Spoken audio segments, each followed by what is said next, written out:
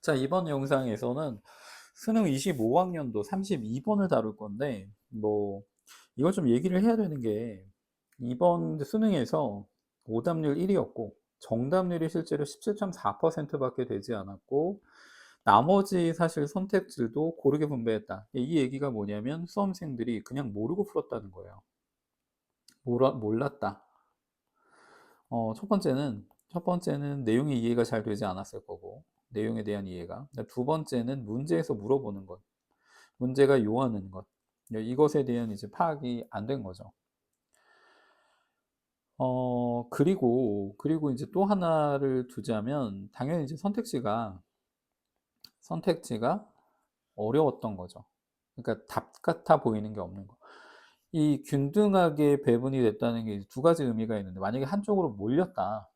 정답이 예를 들어서 뭐 정답은 3번인데 1번이 막 60% 정도가 선택을 했다 그러면 이건 이제 문제 출제자가 엄청나게 매력적인 오답을 만들어낸 거고, 지금 같은 경우는 이제 선택지들이 뭐를 집어 넣어도 말이 되는 것처럼 느껴졌던가, 아니면 제외할 수 있는 것들, 똑같은 비슷한 얘기인데 제외할 수 있는 선택지가 명확히 보이지 않았거나. 왜냐면 그랬다면 오답률이 높아도 5번은 선택하지 않았을 텐데, 이거는 이제 문제를 굉장히 잘 출제했다. 왜냐면 질문의 난이도가 그렇게 높진 않기 때문에 문제를 대단히 잘 출제했다라고 보는 것이 좋고, 이렇게 잘 출제된 유형은 계속해서 나올 수 있다.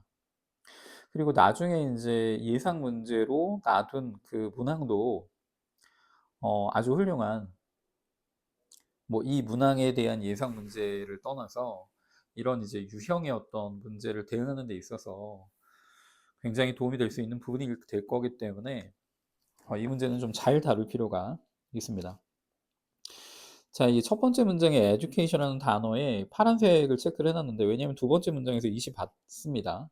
다시 고유명사가 됐든 어쨌든 첫 문장의 명사, 얘를 두 번째 문장에서 대명사로 받게 되면 이건 이제 주제는 이미 주제 또는 소재는 이미 결정됐고, education이라고 하는 게 최고의 모습에서 단순한 지식 이상을 가르친다고 했고, 그럼 걔가 뭘 가르치냐면, 교육이라고 하는 것이 뭘 가르치냐면 비판적 사고를 가르친다. 즉 교육은 비판적 사고를 가르친다. 이게 주제입니다. 이게 주제. 최고의 교육은 감정에 굴하지 않는 비판적 사고를 가르친다라고 했는데, 처음에 인제 주제를 보고 가지 않은 이유가 바로 나오기 때문에, 바로. 그럼 이 critical thinking이라고 하는 것이 콜론으로 설명을 합니다. 우리 좀 정리할 필요가 있는 게, 얘는 부연 설명에 해당해요. 그다음에 이렇게 생긴 거 우리 세미콜론이라고 부르는데, 얘는 접속사입니다. 가장 흔하게는 and, but, or를 쓰고, 가장 흔하게는 구조에 따라서 that is나 아니면 아주 드물게 because 정도의 의미가 될 때가 있어요. 근데 가장 흔한 건 and, but, or 이렇게 씁니다. 얘는 지금 부연 설명을 하고 있는 거고, 그럼 critical thinking이라는 게 뭐냐면 이 스톱하고 think하는 것, 행동하기 전에 멈춰서서 생각하는 것. 우리 투부정사 설명할 때 이런 얘기 자주 하는데, 예를 들어서 이렇게 쓴다고 합시다. 그 다음에 똑같은데 이 thinking을 써요. 이렇게 쓰면 생각하는 걸 멈추는 거죠. 생각하는 걸 멈추는 거. 이건 뭐예요? 생각하기 위해서 멈추다? 이거는 골똘히 생각하다, 이런 뜻이에요. 그러니까 단순히 생각하려고 멈췄다가 아니라 아주 내가 고민하기 위해서 무언가에 이제 집중해서 다른 어떤 행동도 하지 않고 무언가를 골똘히 생각할 때, 이것도 지금 비슷한 거죠. 생각하기 전에 멈춰서서 생각을 하는 거. 행동하기 전에, 생각하기 전이 아니라 행동하기 전에 멈춰서서 생각하는 그런 능력. 그리고 이제 이런 구조 주의해야 되는데, 여기 이제 end가 붙어 있다라고 하면, 컴마가 있다 하면 이거는 이제 병렬 구조죠. 병렬 구조. 근데 아무것도 없어. 아무것도 없고 컴마야. 물론 이제 여기 ing가 나오면 분사 구문일 수도 있지만, 이런 구조라면 얘는 동격이죠. 얘는 동격. 이렇게 하는 것. 즉 피하는데 뭐 하는 것을, succumb to는 이게 이제 묵음이고, succumb to는 굴복하다. 어보이드 다음에는 ing를 목적으로 취하기 때문에, 근데 뭐에? 감정적인 압박에. 여기 감정에 굴하지 않다? 얘가 인제 뭐 이 지문에서는 크게 상관은 없지만 우리는 항상 그 주제 또는 이제 어떤 명확한 개념이 나왔을 때 '이게 주제에 관련된 개념일까?' 이렇게 생각할 때 '감정에 굴하지 않다.'라는 의미는 '감정을 이기다.' 이런 것과 비슷할 수 있어요. 근데 항상 이제 사고를 좀 확장해서 볼 수 있도록 자 이런 것을 가르친다라고 했고 이제 이게 메인 아이디어에 해당하고 이것은 자 디스를 좀 챙겨 둬야 되는 게 디스는 앞문장의 내용을 받는 우리가 이제 연결어라고 정리하는 것에 속하고 그리고 가장 가까운 문장을 받기 때문에 뭐 여기서는 인제 다행스럽게도 이게 똑같은 내용이 반복되고 있기 때문에 그러니까 무슨 말이냐면 앞에 문장이 되게 길어서 뭐 웬 주어 동사, 주어 동사라고 했을 때는 이제 얘를 받아요, 가장 가까운 거. 예 이것은 사고 통제가 아니다. 사고 통제가 아니다. 그리고 디스가 다음 문장에서도 앞 문장을 받고 싶을 때는 is로 바뀝니다. 왜냐하면 얘를 받을 만한 게 없어요. 사고 통제가 반대다 말 안 되죠. 그러니까 이거는 대명사로 보기는 좀 어렵다. 근데 그것이 뭐냐면 또 부연 설명, 정신적 해방이다. 다시 교육이라고 하는 것이 비판적 사고를 가르치는데 그건 뭐냐면 정신적 해방이다. 아 그럼 아까 전에 이런 감정적 굴복에 압박에 굴하지 않는다라고 했으니까 이게 어떻게 연결되는지 그 부분에 대해서 정리를 하시고 근데 인제 이 문장이 사실은 문제를 푸는 데 있어서는 굉장히 그러니까 이 문장과 다음에 나온 또 이분이라는 표현이 있는데 '혼란을 주지 않았을까?' 오답률이 인제 1 번과 2 번이 좀 비슷하고 정답은 3 번이고 이것에 1 번을 선택하는 데 첫 번째로 영향을 준 부분이 이 부분이 아닐까. 자 더 플러스 형용사는 복수 보통 명사라고 생각하면 되고 가장 발달한 뭐 지성인들도 이런 기술에 있어서는 이 A라는 개념하고 B라는 개념을 정리를 잘 해야 된다고 얘기를 했고 그래서 이제 A라는 개념을 지금 녹색으로 표기를 해서 이게 지금 다 같은 거라고 표기를 해 놨습니다. "이러한 기술에 있어서 불완전할 것이다. 이러한 기술에 있어서 불완전할 것이다." 메인 아이디어가 나오고 나서 다른 얘기를 하거나 뭐 부가적인 얘기를 하거나 그러지 않으면 전부 그 메인 아이디어에 대한 서포팅 아이디어라고 생각하면 되겠습니다. 그러나 자 이 법 되게 중요해요. 이 법 되게 중요합니다. 힙은 심지어 이 불완전한 소유 그것에 대한 그러니까 이건 이제 뭐 critical thinking 정도로 생각하면 될 것이고 그것을 불완전하게 소유하는 것. 그러니까 우리 인제 무언가가 이렇게 100% 돼야 아니면 이제 뭐 90% 이상이 돼야 뭐 통과. 이런 거라면 얘기가 다른데 예를 들어서 10 원이 있어도 돈은 있는 거 내가 10 원으로 할 수 있는 일이 뭐 있을지 없을지는 잘 모르겠지만 그러니까 내가 하고 싶은 일 중에 10 원으로 할 수 있는 게 있을지 없을지는 모르겠지만 하다못해 우리 뽑기 할 때 뭐 긁을 수도 있는 거니까. 어쨌든 돈이 있는 것과 없는 것만으로 생각을 하자면 그것을 불완전하게 소유하는 것만으로도 자 이거 없다고 봅시다. 실제로 이제 빈칸 완성으로 출제가 됐고 여기에 어떤 개념 근데 이미 인제 이걸 녹색으로 체크를 했고 왜냐면 쪼금이라도 있으니까. 앞에서 critical thinking이라는 것을 플러스 요소로 정리를 했으니까 이것도 마찬가지로 플러스라고 하면 이 문제를 풀 때는 사실 여기서는 완전한 정보를 얻지 못했을 거고 이 부분에 대한 설명 이건 이제 동격으로 같이 보면 되고 얘도 지금 같은 맥락, 얘도 같은 맥락.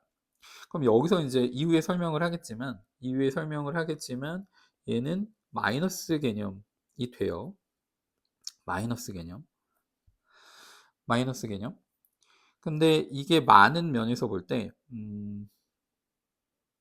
이 설명을 하고 넘어갑시다. 그래서 being stimulus driven 이 자극에 이끌리게 되는 것 그게 뭐냐면 지속적으로 반응하는 것인데 이것도 동격의 컴마라고 보면 돼요. 이건 분사구문 아니고 동격의 컴마. 얘가 뭐냐면 반응하게 되는 것.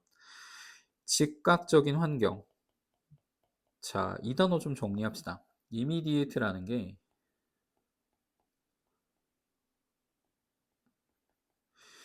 이 영어에서는 이 공간적 개념하고 시간적 개념이 붙어 있는 단어들이 굉장히 많은 편인데, 얘를 시간적 우리가 익숙한 시간적으로 정리하자 그러면 이게 즉각적인 거죠. 바로 올 거.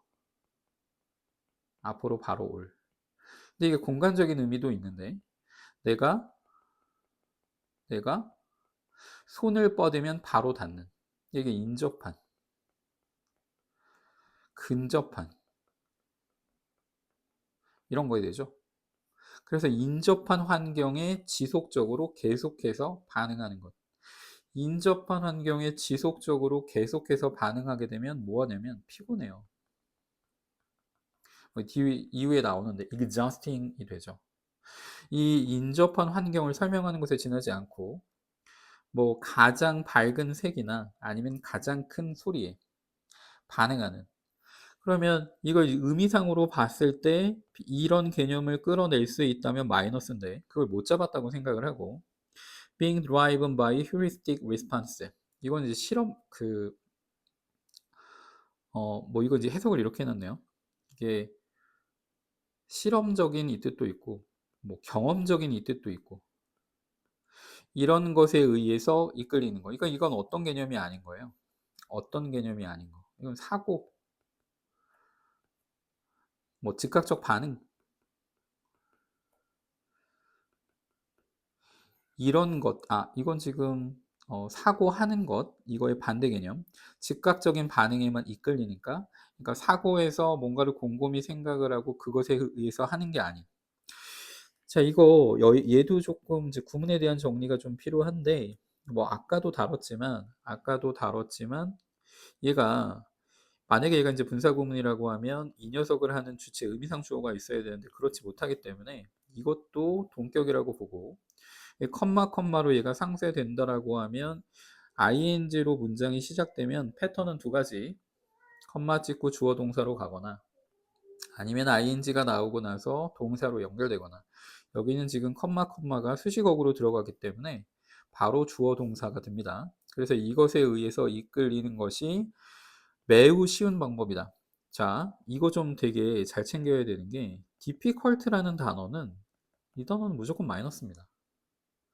무조건 마이너스. 물론 이제 이것도 뭐 뭔가 되게 신중함이 필요한데 뭐를 막 되게 고민해야 되고 이런 상황에서 그 과정 자체가 어렵다라고 하면 뭐 그게 플러스가 될 수는 있겠지만, 일반적으로 이 단어는 마이너스라고 보면 되고, 얘는 맥락에 따라서